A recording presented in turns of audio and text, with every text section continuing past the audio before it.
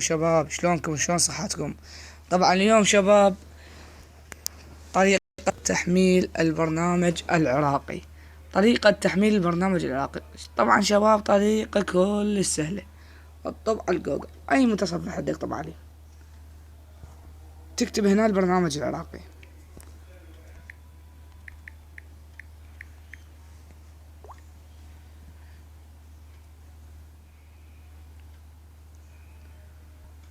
طبعا حبايب تدخل على اول وحدة هنا، هاي اول وحدة تضغط عليها. طريقتها كل سهلة وبسيطة.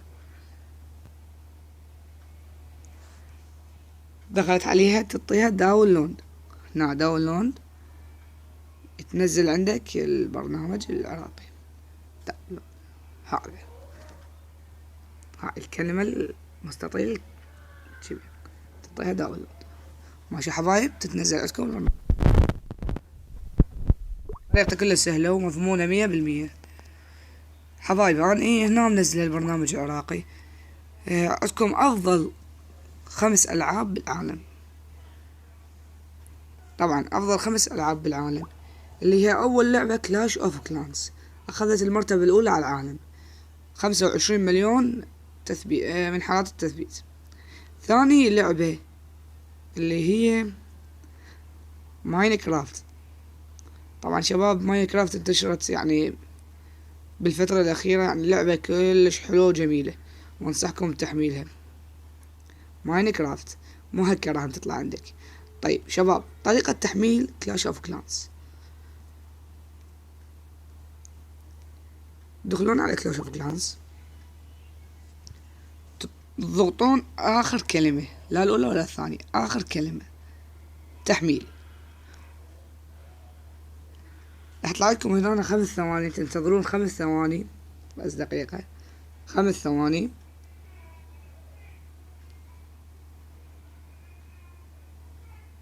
تعطيه تخطي الإعلانات، مكتوبة هاي عندك هنا بالإنجليزي تخطي الإعلانات، طيب تخطي. شباب راح يطلع لكم طبعا كلمة داونلود، هاي تضغط عليها كلاش اوف كلانس مهكرة اللي هي هاي حبايب. هي ما تشتغل عندها هسه لأن إيراد لها نت كلش قوي والنت أنا ضعيف. طيب كلاش اوف كلانس عادية يعني مو مهكرة، تلقاها وين؟ بالألعاب المدفوعة هنا غير مهكرة. طبعا شباب هنا هذني الألعاب أتحدى واحد يجي يقول لي موجودات بسوق بلاي، أبد ما موجودات بسوق بلاي. طيب حبايبي ألعاب ألغاز فكرية كل شيء اكو، وانا انصحكم تحميل المتجر العراقي وحتى سهل يعني استخدامه سهل. ولعبة الدودة هنا عندنا اخذت المرتبة الثالثة على العالم، وتجي بعدها كلاش رويال.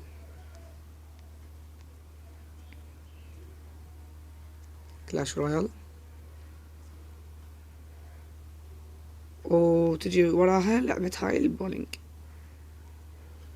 البولينج اللي اخذت يعني شوط كبير بالمرحلة الأخيرة.